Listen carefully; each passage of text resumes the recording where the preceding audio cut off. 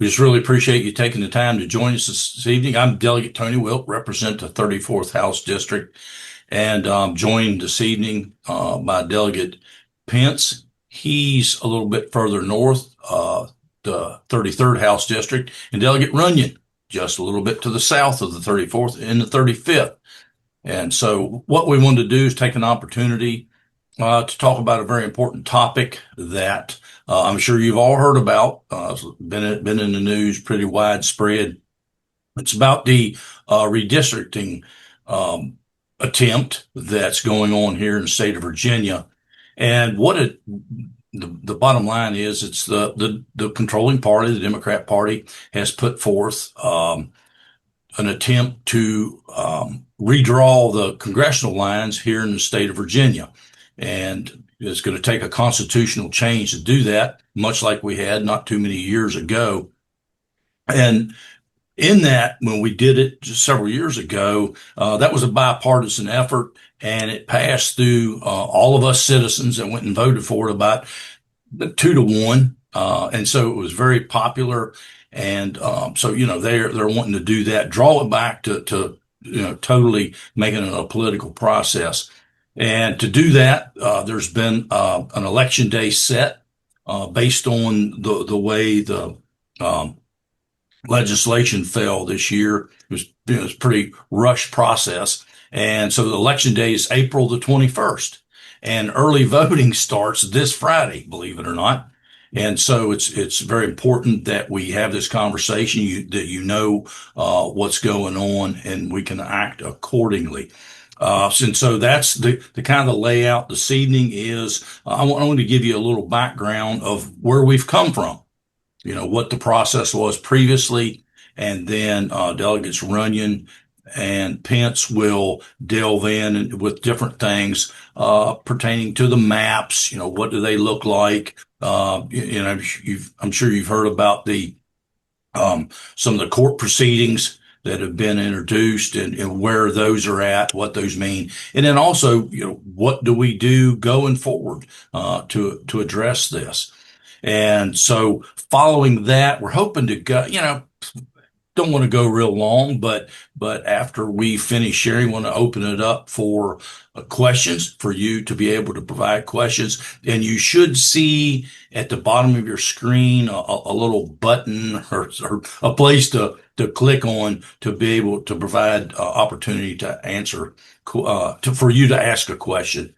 And so to get us started, so where we were, and I'm sure you all know this from civics class, that Virginia, up until recently, for decades and decades, we had the process of gerrymandering, and you know what that means.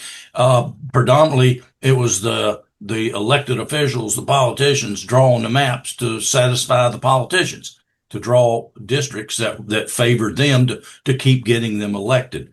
And ladies and gentlemen, it both parties are guilty of it. Happened forever. And again, both sides, Republicans, Democrats, everybody did it. And but we heard, coming forward in the recent past, that the citizens were tired of that process, that they wanted something fair, that they didn't want to see us just fall into place, with the maps that we drew, and it, give us an unfavorable advantage. And they wanted a more fair process, to be able to get the maps drawn. And so it started with a legislative process in 2019, 2020. There was a constitutional amendment introduced. And in that constitutional amendment, the redistricting commission was created. And for that to happen, it was introduced in General Assembly. It was voted on. It was passed. Then as with any constitutional amendment, there has to be a state level election. That occurred. And then it has to be introduced again and passed in the General Assembly. And then that goes to a referendum to the voters. So that's what happened back in 2019, 2020. And that's the same process that would have to be gone through now. and as we speak. But again, as I said earlier, this is a much more same process, but a lot more condensed. It's crowded into a relatively short period of time, and just it doesn't leave the voters with very much time to really know about, learn about the process and the issues at hand and why this is even happening. And I will say in 2019, when we passed that the constitutional amendment, the General Assembly was in Republican control. Okay, Republicans were in the majority. Well, when it passed in 2020, the Democrat Party was in control, and the result of that, so it passed both bodies both times, went to the voters. The voters supported it overwhelmingly, 2-1 across the state, and that was a resounding yes for all of us, and probably most of you that are listening, because of the overwhelming support across the state. Probably most of us that are on this town hall this evening voted in the affirmative. Yeah, we want to see that process happen. So out of that legislation, what was created was a redistricting commission. There are 16 members. There's 8 legislators and 8 citizen members, and it's evenly divided. It is best you can. Well, we're elected and we're by party, but the citizens, it was a fair process to make sure that it was evenly balanced between Republicans and Democrats. And in the process, that also what the commission, there had to be transparency, what everybody was doing, nothing behind the scenes or under the table dealings. And the way it was written, if this commission couldn't get maps drawn, then it would be sent to the Virginia Supreme Court, and they would do it. And so that's exactly what happened. That we're also talking about, if you'll remember, that time period is when COVID hit. Okay, that put halts and changed how everything operated. But at the same time, the commission was meeting, and they couldn't come to an agreement on what the map should look like. So it went to the Supreme Court. The Supreme Court appointed 2 high masters. And these were folks that one leaned Republican, one leaned Democrat, about as fair as you can get. And they drew the maps. Well, what they drew was very indicative of what we see in our state today. They right now we have 5 Republicans, 6 Democrats, and Virginia. If we look back to the 2024 election, Virginia went, I think, like 52% for Harris, 47% Trump. So the election mirrored how those maps were drawn, and hey, they got it right. Okay. So also, it's important to know that when the referendum passed, with all that there was also some legislative language that got introduced, and it passed as well, that talked about how the maps have to be drawn. The maps, you've got to have, as always, you got to have pretty equal representation for each district. You got to protect the minority voting rights and complying with the Voting Rights Act. You got to preserve the communities of interest and local boundaries. They need the districts, and that was part of the problem with gerrymandering. The districts need to be contiguous and compact, and above all, they couldn't favor one part or the other. So that's kind of the background of what was, and now again what we're seeing is an effort to undo that, to put it all back into politicians' hands, and specifically into one party's hands. So with that, I want to turn it over, I think, to Delegate Pence, and he's going to share some thoughts. Appreciate it, Delegate Wilt. And Sure. as he said, I appreciate everybody joining us tonight. It's a very important issue. I think that our whole goal of this is to inform you all, but also to encourage you to get out to vote yourself and get other people out to vote on this changing policy that can change generationally how our state is made up. But so the Democrats proposed this constitutional amendment because they're furious at the actions of Donald Trump and some of the redistricting that's done in other states. Texas, North Carolina, Wisconsin, Ohio, Florida have done some redistricting, and they're furious about the seats that supposedly Republicans are picking up, and in some cases they are picking up. And but so they're retaliating. They're trying to use Virginia, who is controlled all three bodies by Democrats. They're trying to use Virginia to take back some of those seats. So they initiated, as Delegate Wilt said, the redistricting last fall in a special session. It's got to be done. Two different General Assemblies have to do it after an election. So there's a term for that, and if one of you will pipe in, you can tell me it. But they're so they did it last year in a special session, and it passed to redraw the maps. And then at the beginning of this session, a couple weeks in, they passed it again to allow this process to proceed. The timelines were all rushed in regards to posting public notice, and it was supposed to be 3 months prior to the election, which when we got it passed, I don't know the exact date, but it was not 3 months prior to. So that leads to some of the things we'll talk to later, the court cases and so forth. But it did not follow the General Assembly's own rules for a special session, which require unanimous consent to add an amendment to the special session agenda. So that's one rule they broke. And then the amendment actually violates the Virginia Constitution by not being passed by two separately elected General Assemblies with an intervening election. There's what I was looking for earlier. Early voting had already begun in 2025 when this amendment was passed. So they said millions of voters that had already voted when this amendment was passed. So it was kind of the time frame was rushed. But and actually the amendment yourself is actually the amendment itself is, you've all probably seen it, and I'm going to read it exactly word for word what it says. Should the Constitution of Virginia be amended to allow the General Assembly to temporarily adopt new congressional districts to restore fairness in the upcoming elections, while ensuring Virginia's standard redistricting process resumes for all future redistricting after the 2030 census. So that's the exact language, and that is so misleading.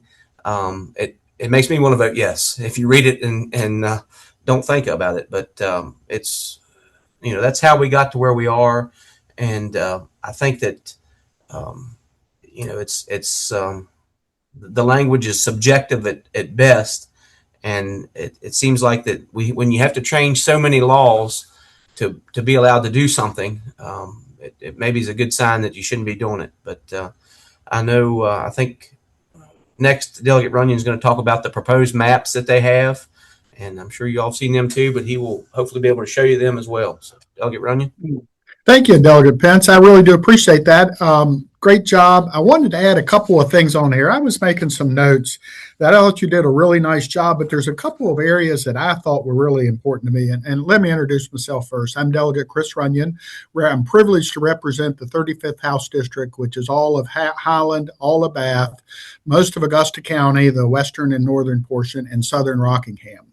And very rural district, really folks that are just concerned about taking care of their families and take care of themselves, and how do they be able to raise their children and make Virginia the best place to be able to do that. So a couple of things on where we got or how we got to. It's really interesting. Delegate Pence read you the proposed the language for the proposal this year. I went back and pulled last year, or the 2020 legislation, and that voter question was, should the Constitution of Virginia be amended to establish a redistricting commission? There were some details.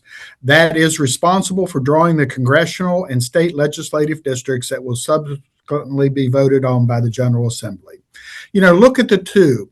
The one in 2020 was very definite, matter of fact, and it gave citizens an unbiased opportunity to decide what they wanted to do. There was no hyperbole in there, so we need to create fair maps. Well, what is fair, right? And so I thought that was really interesting, that the two differences. And so we had a bipartisan effort 6 years ago, and you had language that was pretty well straightforward. Now we've had a one-party rule proposal, and the language, I think it's been universally said that it is not a fair assessment of what the voters are going to have the opportunity to vote on. The other thing that I thought was really important about that, I happened to go to the Virginia Department of Elections official website, and they listed all this stuff down through there. And at the bottom of the first page, they had in bold print explanation for voters. And so if you look on historical district, there'd be a really detailed explanation of what's going on, why it's going on, and how it's going on. This one, the explanation now is parentheses, explanation will be provided soon. Now, soon means we could start voting Friday. So when are they going to come out forward? It shows what Delegate Pence and Delegate Wiltz said, how rushed and how one-sided this process is. Now, if we want to talk about maps, thank you for y'all talking about presenting on how these maps are looking. And I think I think we have some opportunity to put some maps up there. I would describe this as being hyper gerrymandered. It just silences the citizens' voices. We see the blue one that looks like, I call it a scorpion. Some people said a lobster. I think it looks more scorpion-like. But note that 5 of them start up in the far tip corner of Fairfax, Virginia. And so if you look, all the populations centered in those districts, so those folks in rural and suburban Virginia, conservative Virginia, moderate Virginia, those folks are not going to have a voice because this representation will be concentrated in liberal Northern Virginia. It's interesting as you talk about, Virginia's been around for 250 years, right? We were one of the original 13. We've actually been a representative democracy. The General Assembly served or been in session for 409 years, I believe the numbers. So we've done this a lot. And we figured out there's certain things that really need to be done to protect our government and protect the right of our citizens to be able to have representation, to pick their own representatives as opposed to the other one. Delegate Wilt talked a little bit about it, compactness. You go back and look at that map, there is nothing compact about those districts, right? Compare them to the previous maps, which represented communities of interest and were contiguous and were fairly normal shape. They represented, west of the Blue Ridge, up and down the 801 corridor, the central part of the Blue Ridge. We didn't have these long tentacles that started in Northern Virginia and proceeded down through there. There's a great example of that. Look at the red district that we happen to be members of. That makes sense from the top of Virginia down into the Botetourt area. We're all on the 801 corridor, all west of the Blue Ridge. We are very similar in what we believe and how we want our government to act, just like the others. You compare that to what the new one is, the new one proposed is it's not. It's urban progressive versus rural conservative, rural agriculture, and rural moderates. And the other thing that is really interesting in this proposal is we have split up political jurisdictions. Both Rockingham and Augusta counties have been split 3 ways. And excuse me, that just makes no sense at all to me. If you look back at the original one, everything was pretty well within our communities, and now we're going to be strung out from here, there, and everywhere. There's a blow up of kind of the Shenandoah Valley and show the three different districts that are in the 3 different counties that, Shenandoah, Rockingham, and Augusta County. It was interesting that they had to make changes to the laws, going back as far as we changed the law from 1971, said it never happened, right? So they hid the language in the budget. They knew this wouldn't stand up to the light of day. They hid the ball. They're afraid of the sunshine to create these irrational shaped maps. Let me talk a little bit about what we're going to see. So 5 of the districts are landed in Fairfax. Those Fairfax legislators introduced substantial number of bills. And let me ask you if the bills that I'm going to talk about, do you think represents our community? Those bills would include collective bargaining for local government, expansion of sales tax, the largest tax increase in the 7 years I've been down here. There were totals suggested it approached $3 billion, but to expand sales tax to labor and other services. Keep in mind the infamous leaf blower ban came out of Northern Virginia, out of Fairfax. Abortion at will, squashing the Second Amendment rights, almost a dozen bills that were brought out that would squash our Second Amendment rights. The attack on VMI came out of Northern Virginia, expansion of gambling came out of Northern Virginia, and legalization of marijuana came out of Northern Virginia. Those are not representative values of our community. They might represent an extreme point of view, but they don't represent our friends and neighbors. And so I do appreciate you all thinking about this.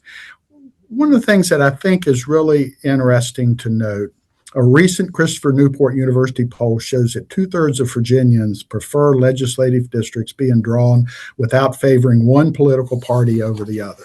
That's a pretty significant number. And so what we're being asked to do by this small group of liberal Northern Virginia Democrats is to abandon one of our most sacred and democratic principles, that voters get to choose their politicians and that elections mean something. They're being asked for us to move away from that. What is fair is for voters to decide who represents them, not somebody in a smoke-filled backroom deal made by a few big city progressives deciding who you're going to be represented by. I appreciate this. I'm going to turn it back over to Delegate Pence, and he's going to talk about some of the court issues. If I could, Delegate Pence, before you start, just to touch on one thing that Delegate Runyon said. And ladies and gentlemen, if you've been in meetings that I've been at over the years that I've spoken, our biggest challenge as Valley legislators, not necessarily so much as Democrat versus Republican, although they much line up regionally, but our biggest challenge is, as Delegate Runyon says, it's urban versus rural. And when we're looking at things, school funding, there's formulas across the state, but I'm talking about economic development opportunities. I'm talking about transportation money. Do you really think that a legislator, and they've got traffic challenges in Fairfax, don't misunderstand, but are they really going to care what kind of situation, those kind of needs that we have down here in the Valley? I don't think the past, what we've seen come through some budgets, testify to that they're not going to be worried about looking out for us and some of those needs here in the Valley. So sorry, just wanted to throw that in. Yep. Thank you, Delegate Wilt. And I will also add that Delegate Runyon mentioned that there's 5 different districts that will be represented by Fairfax County. But I know an interesting fact. They said an 11-mile stretch of highway in Fairfax County, you'll be able to drive through all 5 of those districts. So that tells you how what fingers they are sticking up there. It's kind of ridiculous. So I'm going to talk a little bit about the court challenges and that we've got ongoing. Some of them are ongoing, some of them are dismissed or whatever. But so there are multiple court challenges currently in different stages. And regardless of all the procedural posture of each case, you should plan on the special election moving forward. And as they said, it's going to be voting on March 6th, this Friday, as early voting starts. And then the election day will be the 21st of April. Is that right, guys? I think. That look forward to that. But so the first challenge was that a lawsuit was focused on the flawed and unlawful process that I alluded to before to advance the amendment. The General Assembly Republicans who brought this case argue that Democrats violated the constitutional requirement that an intervening election hadn't occurred, and within two consecutive terms, and also early voting had been already started when they passed it the first time. It also violated a statutory public notice requirement requiring circuit court clerks to post notice of a constitutional amendment. And it violated the legislator's own rules governing special elections, taking up redistricting when it did not meet the required vote threshold to be considered. So, those are the 3 points of the first one. The Tazewell County Circuit Court agreed with the Republican challenges on these points and ruled accordingly. Democrats appealed to the Supreme Court of Virginia, which has agreed to hear the case. However, they scheduled their their arguments and their hearing for a couple days after the special election. So that we all were kind of disappointed by that, but nonetheless, we move on. The second challenge was on the ballot language. It was a separate challenge, addressed both ballot language itself, arguing it was misleading, which obviously, as I read you the question there a while ago, it is extremely misleading. Delegate Runyon read you the question from 2020, which kind of made sense, and it's why we all voted for it. But this is definitely misleading. And again, the Tazewell judge sided with Republicans, agreeing the ballot language raised legal concerns. And this one has been appealed to the Supreme Court of Virginia, which is not yet weighted on appeal, but is expected to address it soon. So that's obviously an option. There was a separate case in Lynchburg concerning whether local registrars could proceed with preparations for the special election. The judge dismissed the case today and deferred it to the Supreme Court of Virginia. So right now, the Supreme Court of Virginia is waiting to weigh in on several things. So it seems like every day the legal landscape changes. So we don't know what tomorrow's going to bring, but we can't count on that. So what we need to do moving forward, we need to plan on early voting Friday and voting for this referendum on the 21st of April. So, and we got to vote against it. I'm sorry, not for it, against it. No. So, and I know a lot of the different county committees are getting signs out. I've seen some in my local area.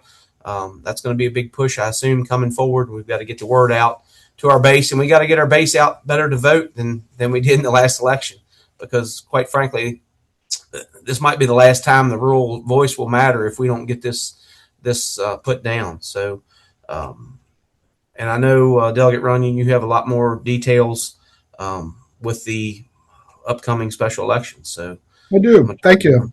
Thank you, Delegate Pence.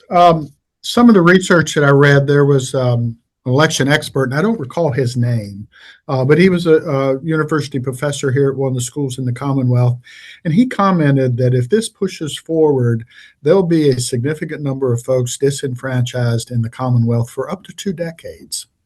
And you think about that. Some of us might not be here in 2 decades, not to sound too morbid, but that's a fourth of the average person's life. And think about that as maybe a third of your adult life, to not have the ability to have your voice heard.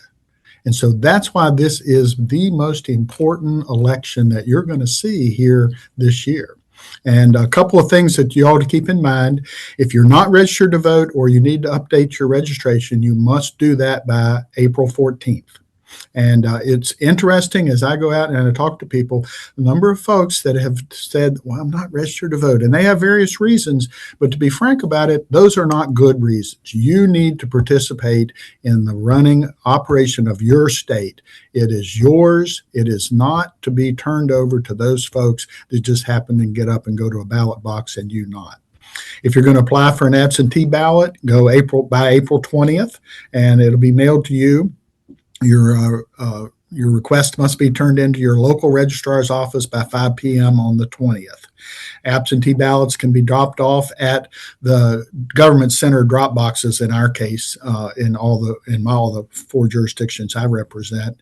And early voting begins this Friday and runs through April 18th. Check with your local registrar of the hours of operation. Each community can be a little different. Like they might close at lunch, they might open it early, and type thing. So just check with them. But those are the dates. And early person voting, like I say, starts the 6th and runs through April 18th, and at your government center on that. The in-person voting at your normal polling location is April 21st. Polls are open 6 a.m. to 7 p.m., just like we do in a November election. This special election is not inexpensive also either. That's one of the things that has not been talked about, is the expense of this thing. Why couldn't it have waited until November? But those folks on the other side of the aisle are choosing to push this thing forward. They've ignored the rules. They've taken away some laws. They've ignored the process. And I think you need to recognize that's a risk to our system of government. That's a risk to your voice. And so please go out and vote no. Use your voice. We can win. And when you talk to people, the man on the street, the woman at the grocery store, the person that's just out there trying to live their lives, they're very, very concerned because they hear this language and they don't trust it. And so I want you to talk to your friends, talk to your neighbors, become engaged, and make sure you're at the ballot box and drop that no vote in so that Virginia can get back on track and we can have the Commonwealth that each of us deserve. Thank y'all. Okay. I think we're about, we're just a little over half an hour, and want to allow some time for questions. And so we'll turn to our moderator. And thank you, delegates. Can everybody hear me? Yeah. All right. So I got some questions here in no particular order, and I'll read them twice just to, and certainly feel free if one of you wants to respond and go from there. If somebody has something to add to the initial response. So I'll start with, I believe it's Omega. She asks, Virginia Democrats argue that the proposal is a short-term response to perceived threats from the White House, not a long-term solution. How do the delegates respond to the short-term nature of the proposal? well, I'll just jump in, just to keep things moving. But technically that's the way it's written. But forgive me if I'm doubtful or I'm suspicious that that's the way that it would end up. There's a term here in the Virginia General Assembly on any myriad of bills, legislative actions, called the camel's nose under the tent. Next thing you know, you got the whole camel in the tent with you. And in my opinion, this is one of those situations. And so, what is to prevent, even though it could go, as far as a constitutional amendment, if it were to succeed, what prevents it from happening again? What's going to prevent them from changing our House districts or Senate districts and so forth? And so, we don't need to do this. This doesn't have to happen. And, I would be very suspicious of it stopping here. Well, and I always say too that it says, we're going to do this, and then we're, in order for fairness, but then we're going to go back to the other way. So that leads you to believe, if you read that question, we're going to change this so it's fair, and then we're going to go back to the way that's not fair. If you take it for that, and it just misleading, I think, all the way around. So I think it's. Yeah, I very much agree with all of that. And the other thing that I think is really important to recognize, the Constitution is our bedrock of our system of government. And that is what we are a government of laws, not of individuals. And so our law is all based off what the Commonwealth's Constitution says. And so all that being said is it should not be changed on a whim. It should not be changed on a political expediency. There have been times in our lives we've been very unhappy with what's coming out of Washington, D.C. And, those are oftentimes are very partisan issues. Just think if our forefathers would have changed the Constitution every time somebody got unhappy because of something that was going on countrywide. We're too strong of a democracy to allow that to happen. And so I agree with Delegate Wilt and Delegate Pence. You got to ask a lot of questions. Why is that word temporary in there? All right. Dan asked, are there official public comment opportunities or forums on the proposed maps? So again, are there official public comment opportunities or forums on the proposed maps? Yeah, I'll take that one since I was kind of concentrating on the map. It's really interesting when in the process that we're technically under right now, so, that what we passed in 2020, there were public hearings held to talk about how the laws was going to be written and how the regulations would be written. And then the law itself requires multiple public hearings throughout the Commonwealth. people have a chance to say what they think and how they and who they want to represent them and how this system should work. We've had none of that. This proposal was buried in budget language. It's a very arcane way that legislation can move through the General Assembly. It's not supposed to work that way. We're not supposed to legislate through the budget, but these things were hidden in the budget. And so nobody had an opportunity to comment on that. Citizens did not have the opportunity to say, yeah, I want to do this or I don't want to do that. Again, I mentioned earlier a smoke-filled backroom deal. That's kind of what it sounds like. I am so disappointed because when I came down here 7 years ago, I was part of the committee that voted to move forward under the nonpartisan redistricting program and was really pleased that we were able to do that from a Republican and a Democrat point of view. And I thought we've finally moved into the sunshine world, the brightness of the citizens getting to drive what goes on in our government. And I'm so disappointed that we're stepping back away from that. We've worked for generations to get away from that. And here in one quick swoop, that's going to be grabbed out of our hands.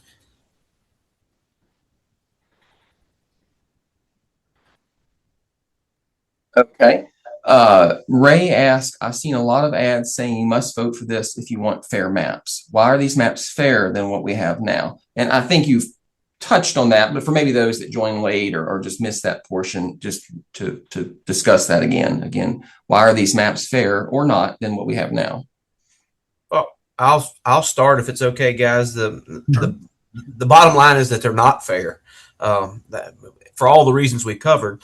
But it's politicians are picking who votes for them, not the other way around, and it's scary that is even possible. But and also the rural area that we live in loses its voice if 5 of the state representatives are picked and their representative comes from Fairfax. You're not going to see them. I mean, right now we're all represented by Congressman Klein, and we see him a fair amount. At least I do. I mean, he's at events all the time, and he's well traveled. And I can tell you that a lot of these rural areas, I represent Burkton and Fox Run and that way, and then Page County. They're not going to see their congressman. Just they won't.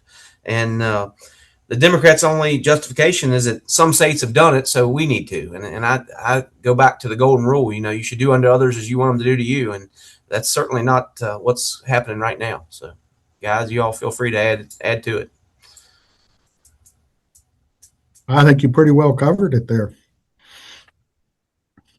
Yeah, I don't know if that's a question that's coming up, but Delegate Pence touched on it. That whole notion of, well, other people are doing it. We're just we're being forced into this. I'm sorry, that's a lame excuse. That's just nothing more than a lame excuse to do this. Number one, and people like to cite Texas. Texas doesn't have a constitution. It's not written into their constitution how the redistricting works. Okay, we do. We chose to take the high road and introduce that into our state constitution. And so, but besides, there have been a couple other states, Maryland, who's Democrat controlled, chose not to move forward. Now, I'm hearing rumors that they're losing their backbone and going to potentially cave and do it anyways. Indiana is one state, a Republican controlled state that started, and then they said, no, we're not going to do this. It's not right. We're not going to change here in the middle of the decade. And so, we don't have to do that either. That's to blame it and say what other states are doing. That's not the right reasoning. Delegate Wilt, I heard the story. I wasn't serving at the time, but a previous early in the early 2000s, I believe there was a move to do a interim redistricting, and Speaker of the House Howe and the Virginia General Assembly said, no, we're not doing that. That's not the Virginia way. And so we've had a long history of trying to do it right. We don't always get it right, but as I said earlier, we have made so much progress in moving forward to let citizens pick their legislators, as opposed to what we've done in the past. That is such a shame to have to fight this fight not to move back in the dark direction. Yeah, and just to bring clarification to that it wasn't back in the early 2000s. It was sometime after 2010 when I came into office, because I was there on the House floor when that happened. And so, for everyone's information, there was an elections bill of some, I don't remember all the exact details, but suffice it to say the bill went to the Senate, which was Republican controlled, and they amended that bill to gerrymander. They amended that bill, and it came back over to the House side, and then Speaker Howe ruled it not germane. And we were controlled by Republicans too. Had a prime opportunity to go against the tide, and this was honestly before the current process we have, but it still wasn't the right thing to do, and it's not the right thing to do now. I had a couple variations of and again, it was touched on by Delegate Pence, but just for those that maybe didn't catch that portion, there's a lot of information or various rumors and so forth on the court challenges. Again, what is the current status? Is the special election going to happen? Again, it's kind of a combination from Pam and a couple others, but a question combined there. Yeah, I mean, the short answer is yes, it's going to happen. As of right now, it's going to happen, and we have to plan like it's going to happen. And so we said earlier, the early voting starts this Friday, March 6th. I know there's still a lot of confusion from registrars on up to the state elections board on how it's all going to take place, but I mean, it's all going to take place starting Friday, and then the election day will be the 21st of April, as Delegate Runyon said, from 6 to 7 p.m., 6 a.m. to 7 p.m. So, yes, it's happening. Sandra asked which of the bills that Delegate Runyon mentioned actually passed, and I will give you a moment there, maybe Delegate Runyon, and to the extent Delegate Wilton, Delegate Pence recall that list, to maybe touch on a few of those. I know we're still in the General Assembly, so very few bills have actually made it to the governor's desk, but I guess perhaps you can share which of those are at least moving forward in some shape or fashion in the process, Delegate. Yeah, those were bills that were introduced. And I think what is important to recognize is that's the philosophy. Now, those folks that introduced them may not have had the ability to get them across the finish line this year, but it is what they wish to, and with significant support. Looking through my list, I believe the collective bargaining is going to move forward. Expansion of sales tax, that was really interesting. Right up until the last minute, it was active, and then it's been pulled back. It's still the largest proposed tax increase in the 7 years I've been down here. And that's the second year in a row that patron has presented it. And that's the second year in a row that there were a number of folks that signed on supporting that. The leaf blower ban, I believe that has moved forward, but I might be wrong about that. Certainly abortion at will, squashing the Second Amendment rights, there's a number of those. The VMI issue, perhaps that we've reached a decent place on that, but just the fact that you were willing to introduce legislation that attacked that institution without having a conversation first with them shows your let's say your disdain for the citizens of the Commonwealth.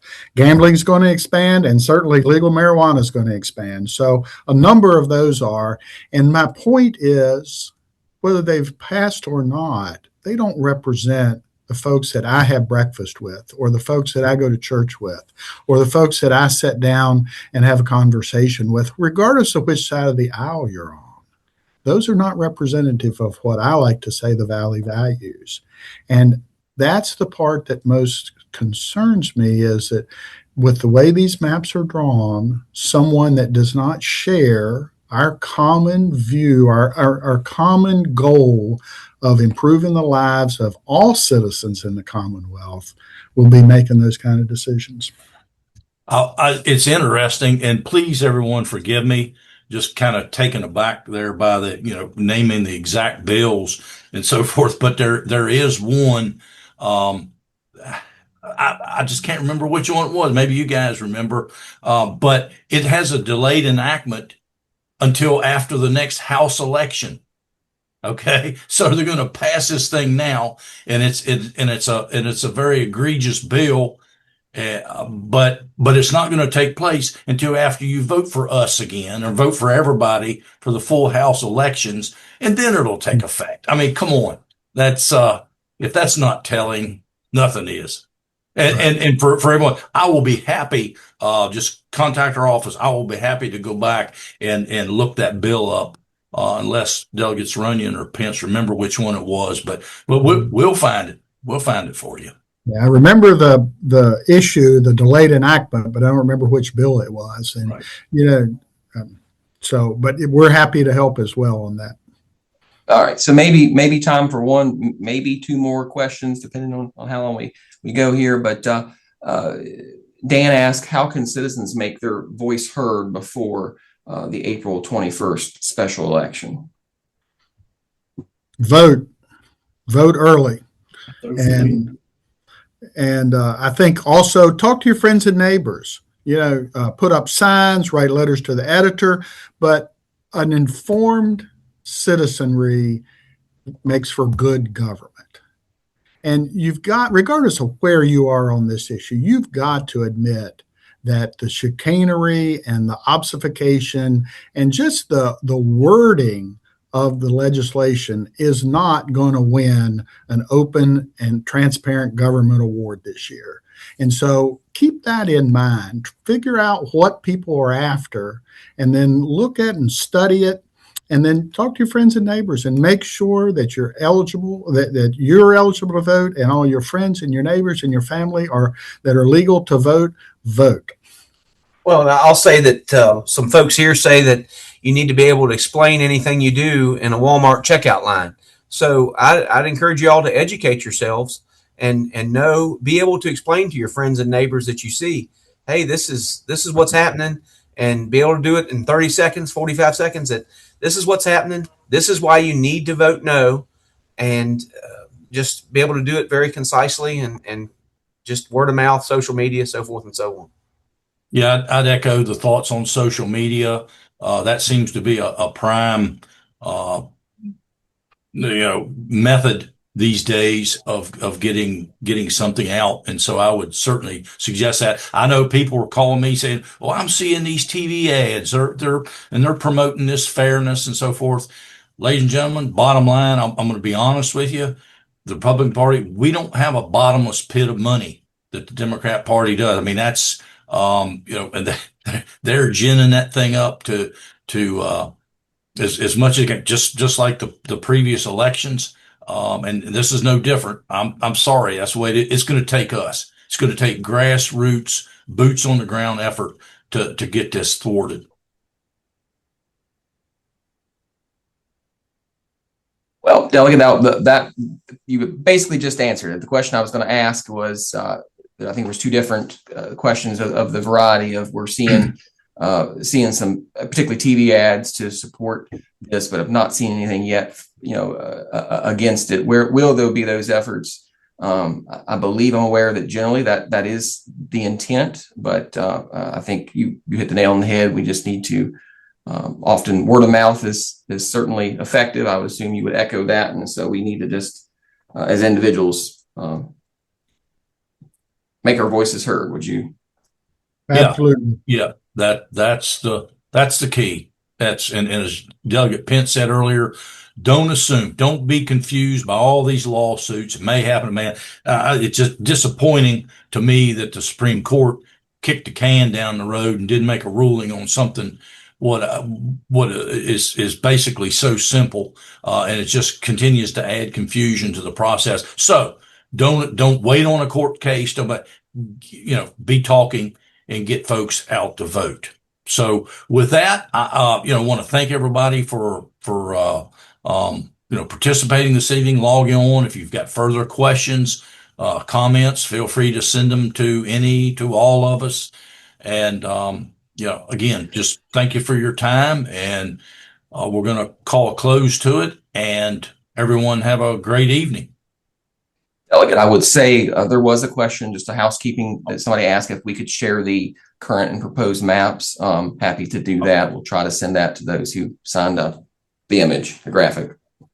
Yeah, certainly. Maybe I jumped ahead of things there. What No, if sir. there's those types of questions, please, respond, appropriately. Thank you all for joining. Thank you, Chad, for moderating, asking, taking the questions and giving them up to us. Appreciate everybody's help. And absolutely. Thank you all. Appreciate it. We're all in this together. And I want to thank everybody for taking their time here tonight. And again, please go out and vote. Vote no. Okay. Night.